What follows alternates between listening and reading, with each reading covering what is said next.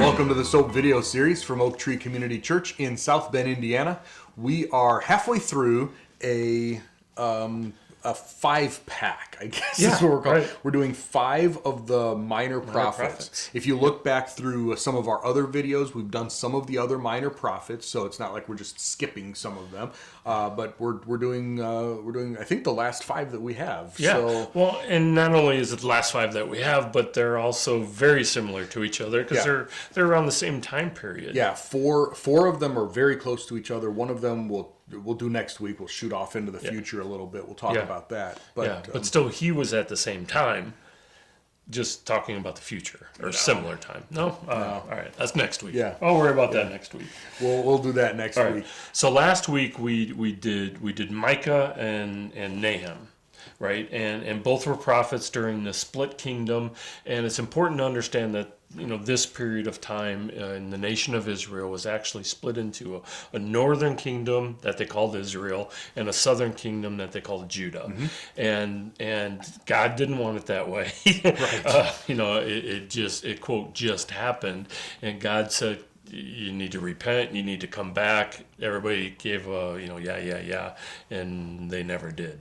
And bad things, of course, happened. Yeah. I mean, God allowed it. God, in a sense, created it, right? When he split the kingdom away from Solomon and everything. But no, that's never been what he wanted. It's never been his plan. And the northern kingdom, Israel, was terrible from the very beginning. I mean, it was just totally bad. Yeah. So... Yeah, but what's kind of cool about these is mostly everyone takes a different point of view. And it's not necessarily a point of view, but they're focusing on something different. Yeah. So Nahum focused on Nineveh, which was the capital of Assyria, and what was going to happen with them. And Micah talked about losing the kingdoms, and we also found out where the Messiah was going to be born. Yeah, so there's some cool stuff in there. So this week we'll move into 2 much smaller books. We'll start one. So Habakkuk, depending on who's pronouncing it, right? And we'll do all of that one this week, and we'll start Zephaniah, and we'll finish Zephaniah next week. Because it's so big. It's 3. I mean, well, 3 chapters. We only have 5 readings in a week, and they're 2 3-chapter books. Yeah. So Habakkuk is a prophet of Israel, same time as the split kingdoms, and that's basically all we know about We do not know much about him at all. He doesn't appear anywhere in the New Testament.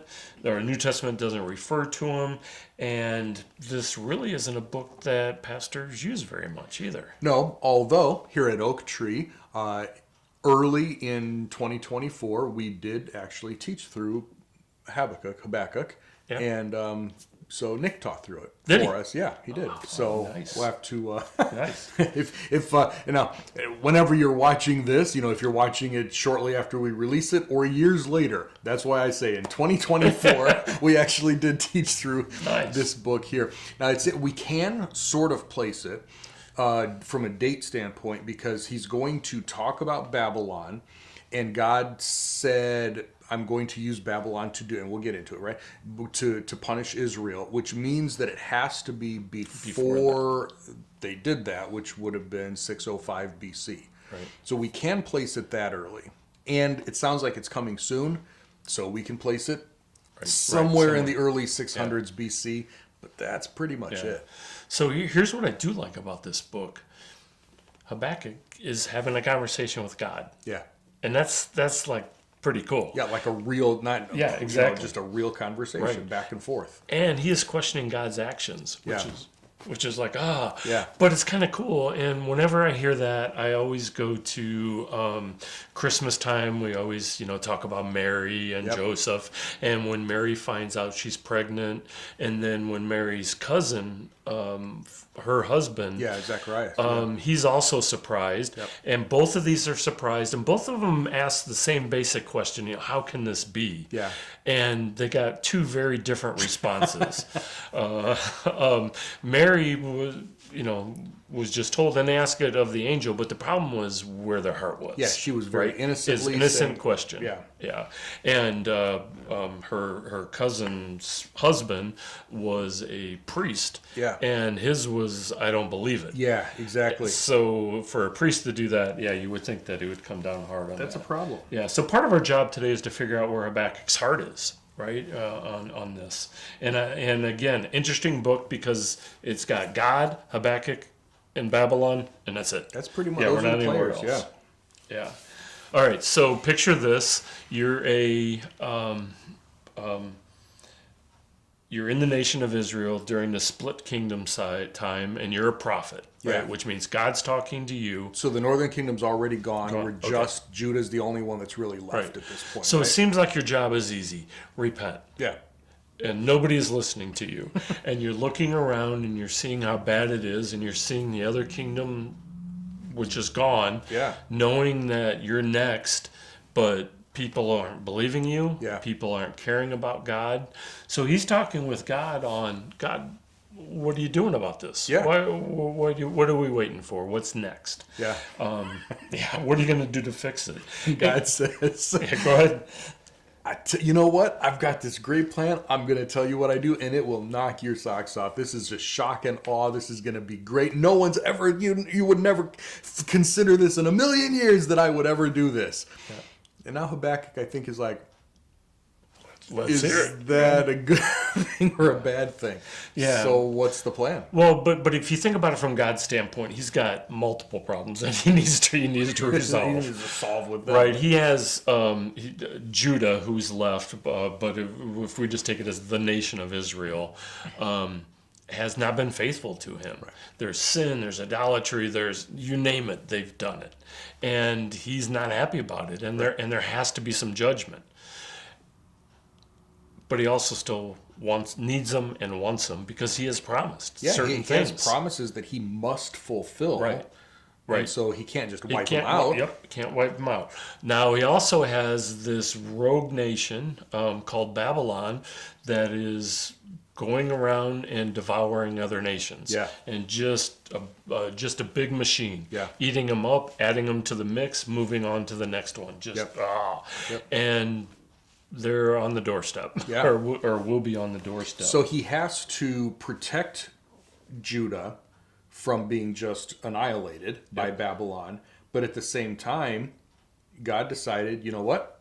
And of course, speaking in human language, it's human terms. God decided, I'm going to let Babylon do what Babylon does. what they do, Yep. what they want to do anyway. Yep. And still, so he's not going to protect Judah from Babylon. He's going to protect Judah within Babylon. Right, and which is using really Babylon cool. as a tool. Yeah. And the best line isn't even in the story, but it was added by commentary right when they added a heading. And the heading, at least in my Bible, says Habakkuk has some concerns. Just a few. Right. How is this going to work? And out? I think that's the understatement of the Yeah. book, right? He's Yeah, like, but he is entirely on point, right? God, you are too just to tolerate evil. Yeah. How can you use Babylon as your tool when you are just? Yeah. And how can you put up with anything from these treacherous people like the Babylonians? Why would you even let them into this country? Right. Much less actually take people away. Right. So chapter 2 starts with Habakkuk completing his thought from God, and basically he says, God, I have no idea what's going on, but I stand firm with you. Yeah. So really, showing That's the heart where his issue heart that is. you were asking Yep. that you were asking about, right? That you were looking for. Yep, and he says, I'll trust you, I'll keep watching, and I'm going to keep watching, and he uses, I'm going to be like a watcher on a tower looking out. So it's not like he doesn't trust God, but he says, I want to watch, so when God answers, I can respond again. Yep. So, still good here. So God responds, and he tells Habakkuk, hey, write this down. And it's not that, he worries that God's going to lie. It's, hey, the future generations need to hear this. I said this before it happened, Right. To prove I am who I am. Yeah, this is what's going to happen. You can, I mean, in today's lingo, you can take it to the bank. You can write it down, the whole thing. It is going to happen. Yeah, and he says this will come to pass, but you do need to be patient. Well, and that's the thing, right? Because this could be years. It was in 612 that Babylon, Nebuchadnezzar's dad, actually took over Nineveh. Right, so that thing that Nahum was talking about, Nineveh's going down. All right, that happened in 612 by Nebuchadnezzar's dad. But it was 7 years later before Nebuchadnezzar came into Judah. So if it was during this 7-year period, the Habakkuk is prophesying. I mean, there's years potentially after he wrote this down that anything actually happened. Yeah. And then it was many, many, many, many years. We're talking like 60 plus years, 60, 70 years before Persia took out Babylon, overthrew Babylon. Okay. Right. Well, so that was in 539. So we're talking 74, 65 years or something like that. So God says, yes, I'm going to use Babylon to punish Judah. And that was a few years out, but then it was another 65 or so years before Babylon gets punished by God. So, yeah, he had to write it down because, anybody can say anything. Right. Right. So God says, hey, Babylon is too greedy. They're never satisfied with what they have. They always want more. But the people that they did take, they're going to remember and they're going to retaliate. Yeah. Kind of back what you're talking about. Yep. And be sure this Babylon will fall. And God says they're drunk on the wine, and he uses that a reference a number of times. Yeah. Right? They're drunk on power is another way to say it too. Yep. Yeah. Another phrase that we use today, drunk with power, and Yeah. they're just sort of running their own thing. Yeah. He also says that they worship idols, and this shows up a number of times in the Bible. Not the idol worshiping, because that shows up a lot in there, but that there's nothing inside of them. Yeah. Right. So it's the concept of there's wood covered with gold, but there's no substance to it. Yeah. And why would you worship something It's a like that? stump. I mean, it's literally someone cut down a living tree, carved a little thing. Yeah. Made it pretty, and that's your God. Yeah. There you go. So in chapter 3, Habakkuk now knows of God's plan, and God hasn't forgotten anything, and Habakkuk's happy.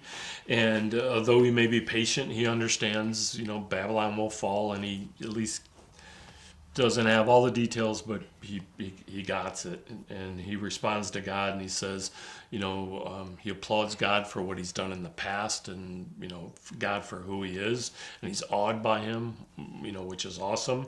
And then he asks that God repeats these, and he says, also remember Israel and have mercy on them. Yeah, it's kind of a cool thought. He knows bad things are going to happen. He knows a lot of people are going to be killed. He knows it needs to happen because God is just. But, by the way, God, please remember Israel. Yeah. Which God does do, Yeah. but there's this this constant prayer throughout, because the word remember is not don't forget. Yeah. It's an active thing, actually. It's sort of it's a come back to. Right, so similar to in Genesis, where God remembered Noah in the ark. It's not like that's right. 72 days. I knew I was supposed to be doing something today. That's where you are. No, that's not what we're talking. God remembered Noah, but God almost an old term. Some Bibles translate it visited almost. So God and Abraham and Sarah, and God remembered Sarah. No, I mean he actually actively worked with her to give her the child, right? Actively worked with Noah, came back to him. Same thing. It's not God, you've forgotten about us, but visit us again. Remember us. Do something here, and that's where it says in verse 2. I remember the works. I've heard of the works. Do them again. We're asking you to do them again in our day. Yeah. Nice. So most of the rest of is Habakkuk with a vision of God's response, seeing what's going on. And then Habakkuk laments for the day when this will actually happen. Yeah. And he rejoices for God and calls him his source of strength. Yeah. So, kind of a nice cool. ending. Yeah. So yeah, a nice little compact book, Yeah. which is nice. Yeah. Along the same theme, but actually pushing forward from a prophecy standpoint, we move to the very next page here. We move from Habakkuk to Zephaniah. Yeah, so Zephaniah identifies himself as son of Hezekiah during the time of Joshua of Ammon, king of Judah. And the easy choice here is this guy has to be a king's son. This guy has to be a prince. Yeah, so we've got a whole Hezekiah would have been his great grandfather, 2 or 3, something like that, right? And we've got Josiah there in Judah. So if he's a descendant of Hezekiah, why isn't he king? Right. One of those questions. Yeah, right. All right, so Zephaniah is kind of cool because he talks about something that's the day of the Lord. Yeah. And he also calls it the Lord's Day of Judgment. Yeah.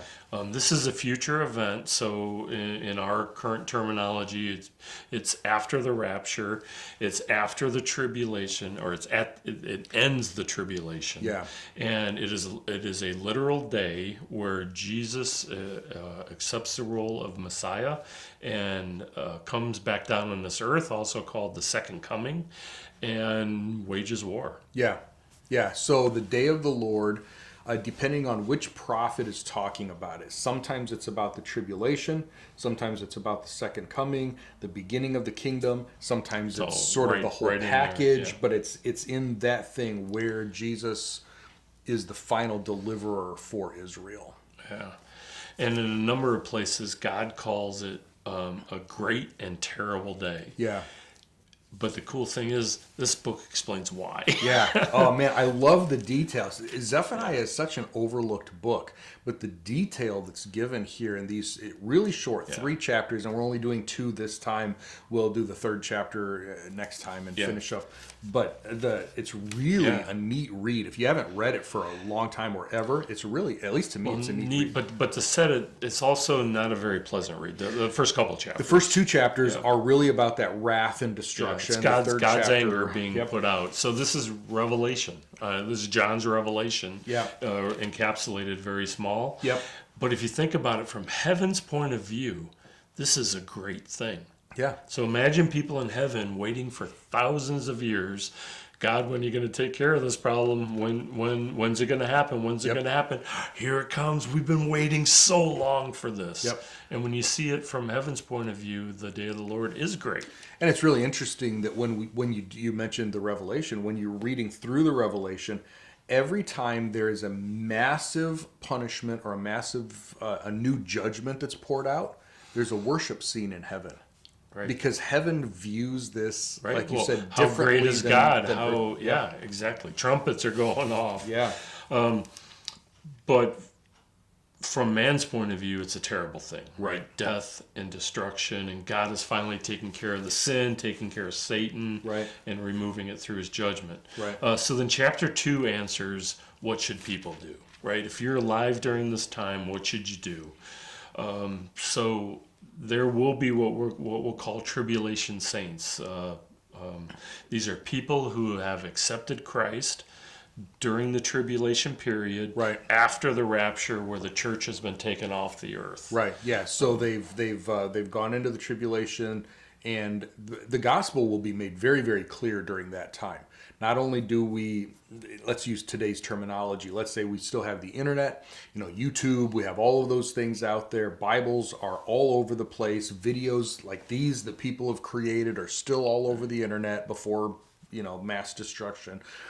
And there will be evangelists that will be running around who have been saved after the fact, and they're sharing the gospel will be made very, very clear during the tribulation. Right. So what happens to the people who believe at that time? Right. Well, and he says, if you are humble, you need to continue to obey the commands. Yep. So, in other words, people always ask, what should we be doing right now? It's like, same thing we should always be doing. In our time, building up his church. Yeah, and in his case, I mean, the church won't be there, Yeah, but right. in Zephaniah's case, he's talking specifically to the people of Israel. But chapter 2 is also going to expand into Gentile nations as well. People from all over the world will come to faith in Jesus. Yeah, then God explains all the nations that he's going to actually destroy. Right. Yeah, and that takes up the rest of chapter 2. Yeah, yeah, because the tribulation has two purposes: to purify Israel and to punish the Gentile nations,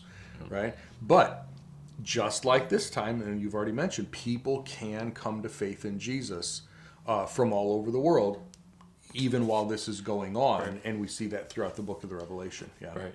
So we end here just because it was a good breaks, and so next week we'll pick up with the end of this book, Yes. chapter 3, and one we more get a little prophet. summary. Yeah, Yep. yeah. It's really interesting. But so when you have Habakkuk and Zephaniah right next to each other, you have God using people doing whatever they want to do anyway to further His will, to further His plan. Yep. And then in Zephaniah, and that was in the past. Zephaniah pushes it way forward into the future and says, this is who God is. This is what He's going to continue to do. But He will never let unrighteousness, lawlessness. He'll never let it. I mean, He won't let it go forever. Right. Right.